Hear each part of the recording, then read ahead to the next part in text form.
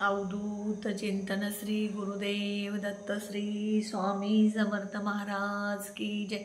स्वामी दत्त सेवा या चॅनलवर तुम्हा सर्वांची खूप खूप स्वागत। तुम्हा सर्वांचं आरोग्य उत्तमाचं राहू दे, राहिलेला आयुष्य आरोग्यदायी जाऊ दे, तुम्हा सगळ्यांना दीर्घायुष्यामध्ये असे मी स्वामी चरणी प्रार्थना करते आणि माझ्या व्हिडिओला सुरुवात करते। श्रावणाचा तिसरा सोमवार जो आहे तो नारळी पौर्णिमे दिवशी आलेला आहे। या सोमवारी आपल्याला अशी काही एक वस्तू मंदिरातून आणायची आहे।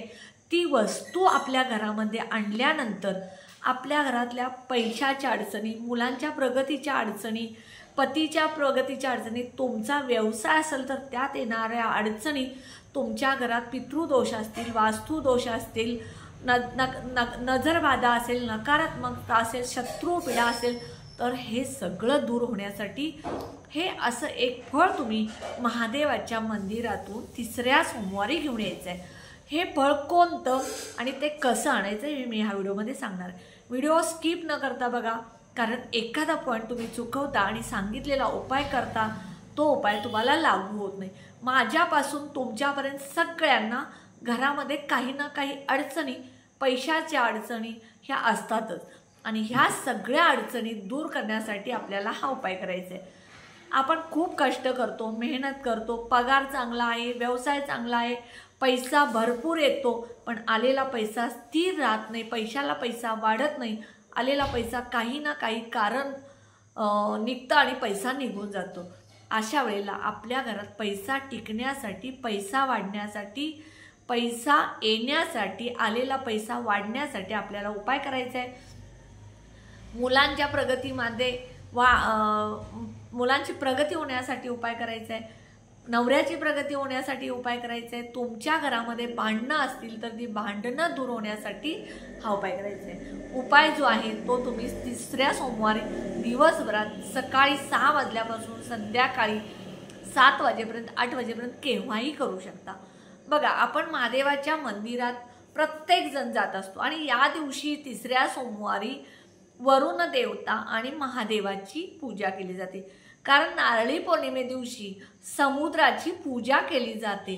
जे मच्छीमारी लोक असतात, कोळी लोक असतात, ते समुद्राची पूजा करतात, समुद्राला नारळ अर्पण करतात आणि मग त्यांचं जे काय व्यवसाय तो चालू करत असतात, कारण समुद्राला शांत करत।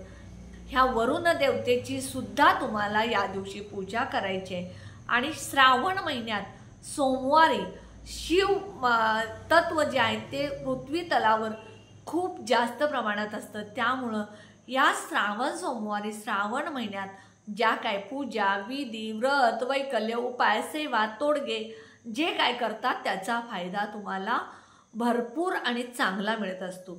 हा उपाय जो आहे तो आपण आपल्या स्वतःसाठी करायचा आहे, आपण दुसऱ्याचं वाईट करण्यासाठी करायचा नाही आहे।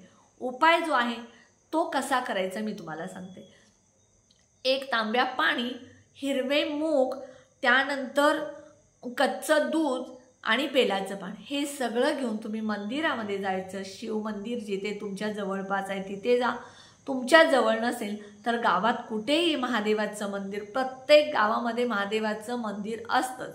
ह्या महादेवाच्या मंदिरामध्ये तुम्ही जायचं, पहिल्यांदा तुम्ही जल अर्पण करायचं, त्यानंतर दूध अर्पण करायचं, त्यानंतर तुम्ही मूग अर्पण करायचे आणि बेलाचं पान घालायचं आणि तुम्ही अष्टोत्तर शिवनामावली किंवा महामृत्युंजय मंत्र 21 वेळा, 51 वेळा, 108 वेळा म्हणा आणि त्यानंतर त्या मंदिरामध्ये कोणीही धोत्र्याचं फळ तिथं अर्पण केलेलं असतं, कारण धोत्र्याचं फळ जे आहे ते महादेवांना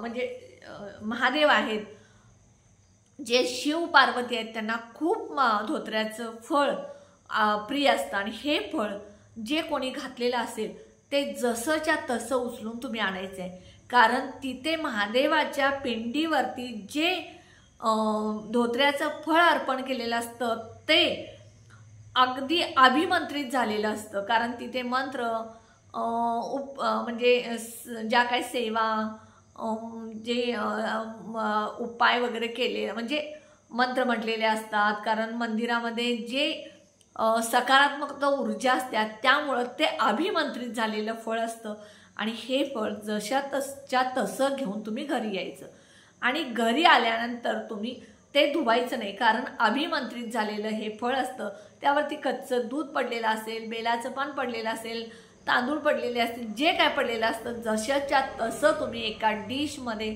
ठेवायचं. त्याला हळद आणि पाण्यानं पूर्ण त्या पिवळं करायचं, म्हणजे हळदीनं लिंपायचं आणि एक पिवळा कापड घ्यायचं. त्या पिवळ्या कापडमध्ये हे धोत्र्याचं फळ एक गाठ मारायची आणि मुख्य दरवाजाला तुम्ही हे फळ बांधायचं.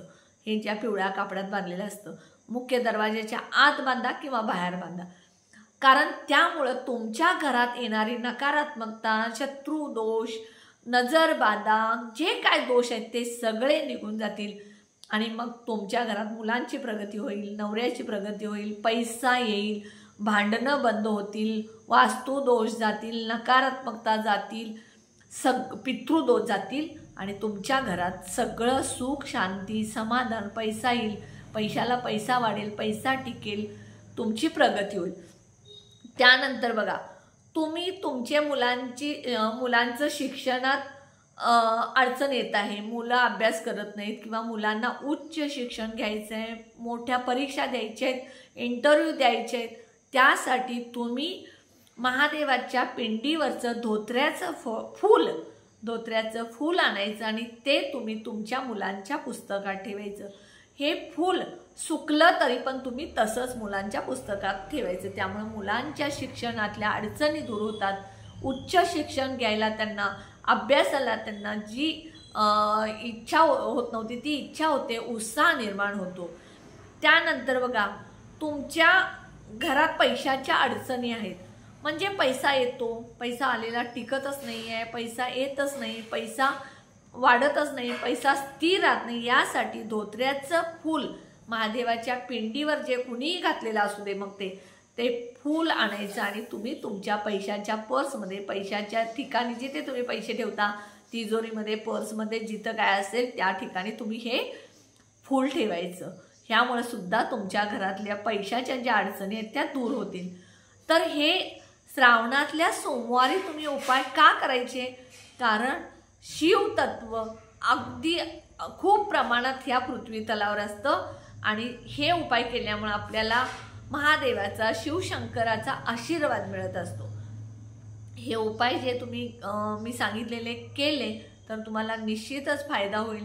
हे उपाय सगळ्यांनी करा, असं अगदी मी मनापासून सांगते. माझा व्हिडिओ तुम्हाला आवडला असला जास्तीत जास्त शेअर करा, व्हिडिओला जास्तीत जास्त लाईक करा, कमेंट करा, ऑल बटनला क्लिक करा. त्यामुळे माझे छोटे छोटे उपाय सेवा तोडगे करतील आणि जे कोणी माझा व्हिडिओ नवीन बघत असतील त्यांनी माझ्या व्हिडिओला जास्तीत जास्त सबस्क्राईब करा. माझ्या मुलीनं सुद्धा डेली व्लॉग्सचं यूट्यूब चॅनल सुरू केलेलं आहे. माझ्या मुलीच्या सुद्धा यूट्यूब चॅनलला जास्तीत जास्त शेअर करा, लाईक करा, कमेंट करा आणि जास्तीत जास्त सबस्क्राईब करा. तुम्हा सगळ्यांचं प्रेम, प्रोत्साहन आम्हा दोघींनाही मिळावं अशी मी अगदी मनापासून तुम्हाला विनंती करते. माझ्या आणि माझ्या मुलीच्या व्हिडिओला जास्तीत जास्त सबस्क्राईब करा. श्री स्वामी समर्थ.